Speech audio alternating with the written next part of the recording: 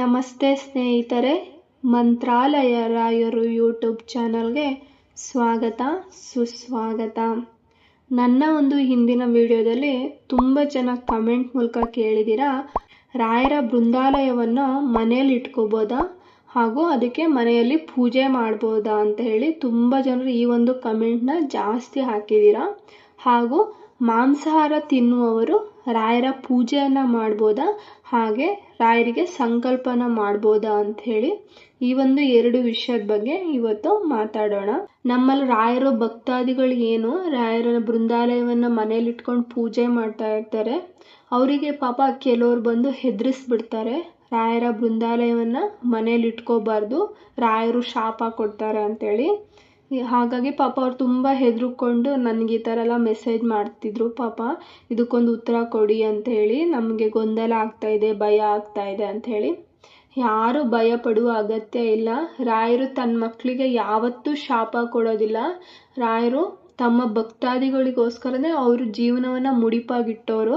ಅಂಥವರು ಅವರನ್ನೇ ಪೂಜೆ ಮಾಡೋ ಭಕ್ತಾದಿಗಳಿಗೆ ಯಾಕೆ ಶಾಪ ಕೊಡ್ತಾರೆ?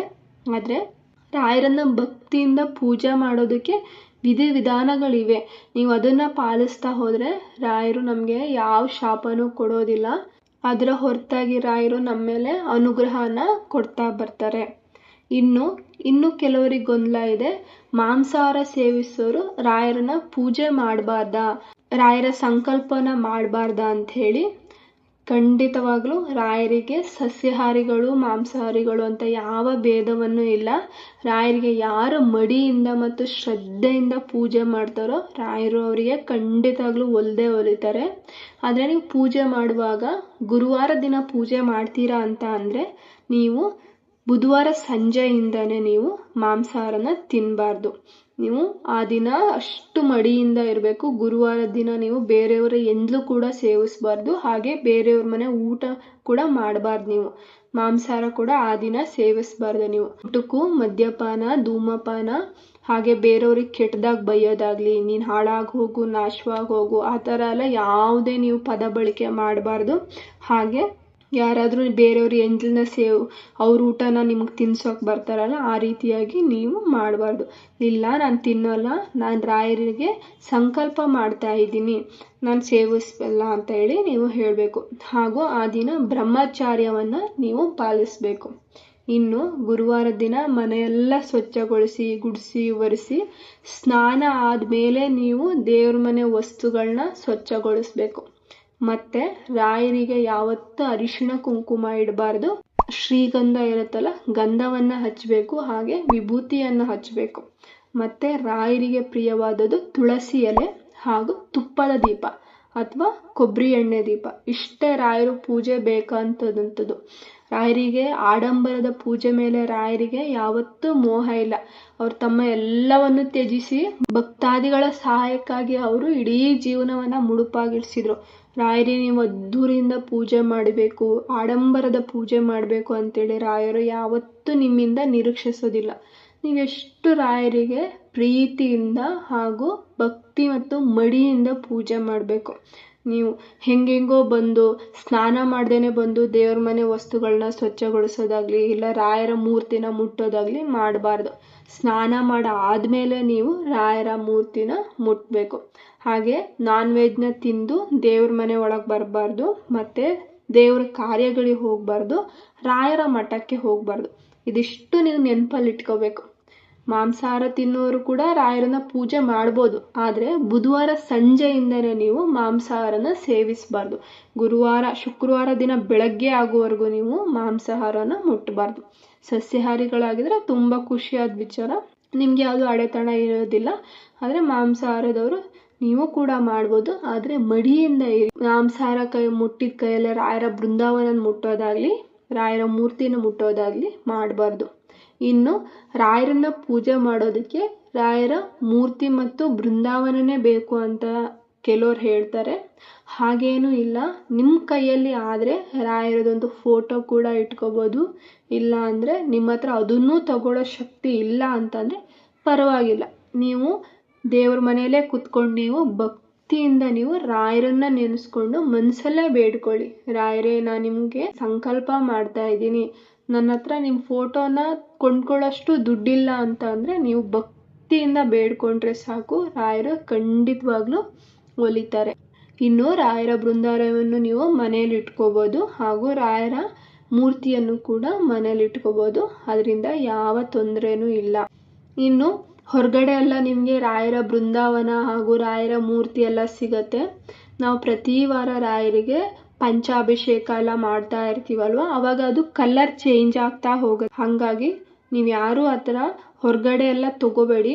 ನಿಮ್ಗೆ ಎಲ್ಲಾದರೂ ಪ್ಯೂರ್ ಪಂಚಲೋಹದ ಮೂರ್ತಿ ಬೇಕು ಅಂತಂದರೆ ನನಗೆ ಕಮೆಂಟ್ ಮೂಲಕ ತಿಳಿಸಿ, ನಾನು ನಿಮಗೆ ಕಳಿಸ್ಕೊಡ್ತೀನಿ. ಹೊರಗಡೆ ಇನ್ನು ಮಂತ್ರಾಲಯದಲ್ಲೂ ಕೂಡ ಕೆಲವು ಅಂಗಡಿಗಳಲ್ಲಿ ಸಿಗುತ್ತೆ. ಅದು ಕೂಡ ನೀವು ಮನೆಗೆ ಬಂದು ಆ ರಾಯರಿಗೆ ಏನು ಪಂಚಾಭಿಷೇಕ ಮಾಡ್ತೀರಾ ಅವಾಗ ಅದು ಕಲರ್ ಚೇಂಜ್ ಆಗಿಬಿಡತ್ತೆ. ನಾನು ಈ ಹಿಂದೆ ಎಲ್ಲ ಅಲ್ಲಿ ಸಿಗುವ ಅಂಗಡಿಗಳಿಂದೆಲ್ಲ ತಗೋಬರ್ತಿದ್ದೆ. ಮಂತ್ರಾಲಯದಲ್ಲಿ ಒಂದೆರಡು ಸಲ ತಗೊಂಡಿದ್ದೆ, ಹಾಗೆ ಈ ಆನ್ಲೈನಲ್ಲೆಲ್ಲ ನಾನು ಕೂಡ ತಗೊಂಡಿದ್ದೆ. ಆದರೆ ಅದು ಬೇಗ ನಾನು ಯಾವಾಗಲೂ ರಾಯರಿಗೆ ಪೂಜೆ ಮಾಡ್ತಾ ಇರ್ತೀನಿ, ಅಭಿಷೇಕ ಮಾಡ್ತಾ ಇರ್ತೀನಿ ಅಲ್ವಾ, ಅದು ನಾನು ಅಭಿಷೇಕ ಮಾಡಿದಾಗೆಲ್ಲ ಅದು ಕಲರ್ ಚೇಂಜ್ ಆಗ್ತಾ ಹೋಯಿತು. ಈಗ ನಾನು ಒಬ್ರ ಹತ್ರ ತಗೊಳ್ತಾ ಇದ್ದೀನಿ, ಅದು ತುಂಬ ಚೆನ್ನಾಗಿ ಬರ್ತಾ ಇದೆ. ಯಾವ ಅಭಿಷೇಕ ಮಾಡಿದ್ರು ಏನೇ ಆದರೂ ಅದು ಏನೂ ಕಲರ್ ಚೇಂಜ್ ಆಗೋದಾಗಲಿ ಹಾಳಾಗೋದಾಗಲಿ ಏನೂ ಆಗ್ತಾ ಇಲ್ಲ.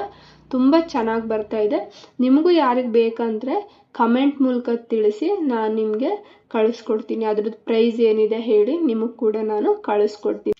ಇನ್ನು ರಾಯರನ್ನು ಸರಳವಾಗಿ ಹೇಗೆ ಪೂಜೆ ಮಾಡೋದಂತ ಅಂದರೆ, ನೀವು ಗುರುವಾರದ ದಿನ ಬೆಳಗ್ಗೆ ಬ್ರಾಹ್ಮಿ ಮುಹೂರ್ತದಲ್ಲಿ ಎದ್ದು ಮನೇನ ಗುಡಿಸಿ ಒರೆಸಿ ಸ್ವಚ್ಛಗೊಳಿಸಿ, ಅದಾದ ನಂತರ ಸ್ನಾನ ಮಾಡ್ಕೊಬಂದು ದೇವ್ರ ಮನೆ ವಸ್ತುಗಳನ್ನೆಲ್ಲ ಸ್ವಚ್ಛಗೊಳಿಸ್ಬೇಕು. ಸ್ನಾನ ಆದಮೇಲೆ ನೀವು ದೇವ್ರ ಮನೆ ವಸ್ತುಗಳನ್ನು ಮುಟ್ಟಬೇಕು, ಹಾಗೆ ದೇವ್ರನ್ನ ಮುಟ್ಟಬೇಕು.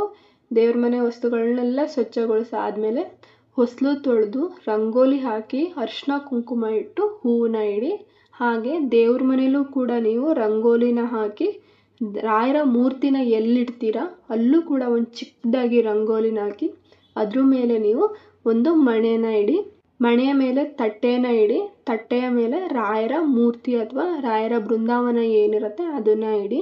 ಅದಾದ ನಂತರ ನೀವು ಎಲ್ಲ ದೇವರಿಗೂ ಅರಿಶಿಣ ಕುಂಕುಮ ಹಚ್ಚಿ, ರಾಯರಿಗೆ ಮಾತ್ರ ಗಂಧ ಅಥವಾ ವಿಭೂತಿನ ಹಚ್ಚಿ, ಹಾಗೆ ರಾಯರಿಗೆ ಮುಖ್ಯವಾದದ್ದು ನೀವು ತುಳಸಿ ಎಲೆ ಯಾವತ್ತೂ ಮರಿಬೇಡಿ. ರಾಯರಿಗೆ ಗಂಧ ಹಚ್ಚೋದು ಮತ್ತು ತುಳಸಿ ಎಲೆ ಇಡೋದು. ರಾಯರಿಗೆ ತುಳಸಿ ಎಲೆನ ಮುಡಿಸ್ಬಿಟ್ಟು, ಹಾಗೆ ನಿಮ್ಮ ಹತ್ರ ಎಷ್ಟು ಹೂವಿದೆಯೋ ಅಷ್ಟು ಹೂವನ್ನ ರಾಯರಿಗೆ ಅಲಂಕರಿಸಿ. ರಾಯರು ತುಂಬ ಖುಷಿ ಆಗ್ತಾರೆ. ಇನ್ನು ಎಲ್ಲ ದೇವರಿಗೂ ನೀವು ಹೂವನ್ನ ಮುಡಿಸ್ಬಿಟ್ಟು ರಾಯರ ಬಲಭಾಗಕ್ಕೊಂದು ಎಡಭಾಗಕ್ಕೊಂದು ತುಪ್ಪದ ದೀಪ ಹಚ್ಚಿ. ಕೆಲವರಿಗೆ ಪಾಪ ತುಪ್ಪದ ದೀಪ ಹಚ್ಚೋಷ್ಟು ಆಗಲ್ಲ ಅನ್ನೋರು ಕೊಬ್ಬರಿ ಎಣ್ಣೆ ದೀಪನೂ ಕೂಡ ರಾಯರಿಗೆ ಹಚ್ಬೋದು. ರಾಯರಿಗೆ ಎರಡೂ ಕೂಡ ಪ್ರಿಯವಾದದ್ದು. ರಾಯರ ದೀಪ ಏನು ರಾಯರ ಕಡೆ ಮುಖ ಮಾಡಿರಬೇಕು, ನಮ್ಮ ಕಡೆ ಮುಖ ಮಾಡಿರ್ಬಾರ್ದು, ರಾಯರ ಕಡೆ ಮುಖ ಮಾಡಿರಬೇಕು. ನಿಮ್ಮ ಹತ್ರ ಮಂತ್ರಾಲಯದಿಂದ ತಂದ ಮಂತ್ರಾಕ್ಷತೆನ ಇದ್ದರೆ ಅದನ್ನು ಕೈಯಲ್ಲಿ ಹಿಡ್ಕೊಬಿಟ್ಟು ನಿಮ್ಮ ಸಂಕಲ್ಪ ಏನಿದೆ, ನಾನು ಈ ಕಷ್ಟ ಅನುಭವಿಸ್ತಾ ಇದ್ದೀನಿ ರಾಯರೇ, ನಮ್ಮ ಮನೇಲಿ ಇಂಥ ಸಮಸ್ಯೆ ಇದೆ, ಆರೋಗ್ಯದ ಸಮಸ್ಯೆ ಇದೆ, ಇಲ್ಲ ಹಣಕಾಸಿನ ಸಮಸ್ಯೆ ಇದೆ, ಸಾಲ ಬಾಧೆ ಇದೆ, ಕೆಲವ್ರಿಗೆ ಮದುವೆ ಆಗ್ತಾ ಇಲ್ಲ, ಕೆಲವ್ರಿಗೆ ಮಕ್ಕಳಾಗ್ತಾ ಇಲ್ಲ, ಕೆಲವ್ರಿಗೆ ಗಂಡ ಹೆಂಡತಿ ಮಧ್ಯೆ ಸಮಸ್ಯೆ ಇರುತ್ತೆ, ಕೆಲವ್ರು ಪಾಪ ಏನೋ ಖರೀದಿ ಮಾಡ್ಬೇಕು ಅಂದ್ಕೊಂಡಿರ್ತಾರೆ, ಮನೆ ಕಾರು ಏನೋ ತಗೋಬೇಕಂದ್ರೆ ಆಗ್ತಾನೆ ಇರಲ್ಲ, ಬಂದಿದ್ದ ದುಡ್ಡೆಲ್ಲ ಹಿಂಗಾಗ್ತಾ ಇದೆ. ಕೆಲವ್ರಿಗೆ ಪಾಪ ಮಕ್ಕಳು ಹೇಳಿದ ಮಾತೇ ಕೇಳ್ತಾ ಇರಲ್ಲ, ತಂದೆ ತಾಯಿ ಅಂದರೆ ಅವರಿಗೆ ಬೆಲೆನೇ ಇರೋದಿಲ್ಲ, ಏನೋ ಒಂದು ಸಮಸ್ಯೆ. ಯಾರ್ದಾರು ಮನೆ ತಗೊಳ್ಳಿ, ಒಂದಲ್ಲ ಒಂದು ಸಮಸ್ಯೆ ಇರುತ್ತೆ. ಸಮಸ್ಯೆ ಇಲ್ದಿದ್ದ ಮನೆಯೇ ಇಲ್ಲ. ನಿಮ್ದು ಏನು ಸಂಕಲ್ಪ ಇದೆ ಅದನ್ನು ನೀವು ಕೈಯಲ್ಲಿ ಮಂತ್ರಾಕ್ಷತೆನ ಇಟ್ಟು ಹೇಳ್ಕೊಬಿಟ್ಟು ಆ ತಟ್ಟೆ ಏನಿರುತ್ತೆ ಅದಕ್ಕೆ ನೀವು ಹಾಕಿಬಿಟ್ಟು ಊದಿನ ಕಡ್ಡಿ ಬೆಳಗಿ, ಹಾಗೆ ಕಾಯಿನ ಒಡೆದು ರಾಯರಿಗೆ ಬಲಭಾಗಕ್ಕೊಂದು ಎಡಭಾಗಕ್ಕೊಂದು ಇಟ್ಟುಬಿಟ್ಟು ನೀವು ರಾಯರಿಗೆ ತುಪ್ಪದ ಬತ್ತಿಯಿಂದ ನೀವು ರಾಯರಿಗೆ ಆರತಿನ ಮಾಡಿ. ಎಲ್ಲರೂ ಮನೇಲಿ ಕರ್ಪೂರದ ಆರತಿ ಮಾಡ್ತಾ ಇರ್ತೀರಲ್ವ, ಅದನ್ನು ಮಾಡಬೇಡಿ, ತುಪ್ಪದ ಬತ್ತಿಯಿಂದ ಆರತಿನ ಮಾಡಿ. ನಾನು ಈ ಪೂಜೆಗೆ ಏನೇನು ಬೇಕು ಎಲ್ಲ ಲಿಂಕ್ನು ನಾನು ಡಿಸ್ಕ್ರಿಪ್ಷನಲ್ಲಿ ಹಾಕಿರ್ತೀನಿ, ನೀವು ತೊಗೊಳ್ಬೇಕಾದ್ರೆ ಪೂಜೆ ಮಾಡ್ಬೋದು. ಕೆಲವರು ತುಪ್ಪದ ಬತ್ತಿನ ನೀವು ಮನೇಲೇ ಕೂಡ ಮಾಡ್ಕೋಬೋದು. ಮನೇಲಿ ಮಾಡ್ಕೊಳಕ್ಕಾಗಲ್ಲ ಅಂದರೆ ಲಿಂಕ್ ಹಾಕಿರ್ತೀನಿ ನೋಡಿ, ನೀವು ಅದರಲ್ಲೂ ಕೂಡ ತಗೋಬೋದು. ಚೆನ್ನಾಗಿದೆ, ನಾನು ಅದನ್ನೇ ಯೂಸ್ ಮಾಡ್ತೀನಿ. ಅದರಿಂದ ನೀವು ರಾಯರಿಗೆ ಆರತಿನ ಮಾಡಿಬಿಟ್ಟು ರಾಯರ ಮಂತ್ರವನ್ನು ನಿಮ್ಗೆ ಎಷ್ಟು ಸಾರಿ ಆಗುತ್ತೋ ಅಷ್ಟು ಸಾರಿ ಜಪಿಸಿ. ನಾನು ಪ್ರತಿನಿತ್ಯ ರಾಯರಿಗೆ ಪೂಜೆ ಮಾಡಿದಲ್ಲಿ 21 ಬಾರಿ ನಾನು ಮಿಸ್ ಮಾಡದೆ ಜಪಿಸ್ತೀನಿ. ನಿಮಗೆ ಎಷ್ಟು ಸಾಧ್ಯವೋ ಅಷ್ಟು ಅಷ್ಟು ಬಾರಿ ನೀವು ರಾಯರ ಮುಂದೆ ಕೂತ್ಕೊಂಡು ಭಕ್ತಿಯಿಂದ ನೀವು ರಾಯರ ಮಂತ್ರವನ್ನು ಜಪಿಸಿ. ಯಾವುದಪ್ಪ ರಾಯರ ಮಂತ್ರ ಅಂದರೆ ಪೂಜ್ಯಾಯ ರಾಘವೇಂದ್ರಾಯ ಸತ್ಯಧರ್ಮರತಾಯ ಚ ಭಜತಾಂ ಕಲ್ಪವೃಕ್ಷಾಯ ನಮತಾಂ ಕಾಮಧೇನವೇ. ಈ ಒಂದು ಮಂತ್ರವನ್ನು ನಿಮ್ಗೆ ಎಷ್ಟು ಸಾಧ್ಯ ಆಗುತ್ತೋ ಅಷ್ಟು ಬಾರಿ ಜಪಿಸಿ. ಇದು ಸರಳವಾಗಿ ರಾಯರನ್ನ ಪೂಜೆ ಮಾಡೋದು ಹೇಗಂತೇಳಿ, ನೀವು ಇಷ್ಟೇ ರಾಯರನ್ನು ಪೂಜೆ ಮಾಡಿದ್ರೆ ಸಾಕು, ರಾಯರು ಖಂಡಿತವಾಗ್ಲೂ ನಿಮಗೆ ಒಲಿತಾರೆ. ನೀವೇನು ಸಂಕಲ್ಪನ ಮಾಡ್ಕೊಂಡಿದ್ದೀರ ಖಂಡಿತವಾಗ್ಲೂ ರಾಯರು ಅದನ್ನು ನೆರವೇರಿಸ್ತಾರೆ. ಹಾಗೂ ರಾಯರಿಗೆ ಹಲವು ಪೂಜಾ ವಿಧಾನಗಳಿವೆ. ಇನ್ನು ರಾಯರಿಗೆ ತುಪ್ಪದ ಸೇವೆಯಿಂದ ಮಾಡ್ಬೋದು, ಬೆಲ್ಲದ ಅಚ್ಚಿಂದ ರಾಯರಿಗೆ ಆರತಿನ ಮಾಡಿ ಸೇವೆ ಮಾಡ್ಬೋದು, ಹಾಗೆ ವೀಳ್ಯದೆಲೆ ಆರತಿನ ಮಾಡ್ಬೋದು, ಪಂಚಾಭಿಷೇಕ ರಾಯರಿಗೆ ಪೂಜೆ ಮಾಡ್ಬೋದು.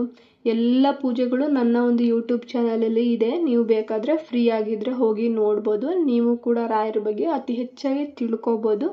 ಈ ಸರಳವಾದ ಪೂಜೆ ಮಾಡಿದ್ರು ಕೂಡ ರಾಯರು ನಿಮಗೆ ಖಂಡಿತವಾಗ್ಲೂ ಒಲಿತಾರೆ.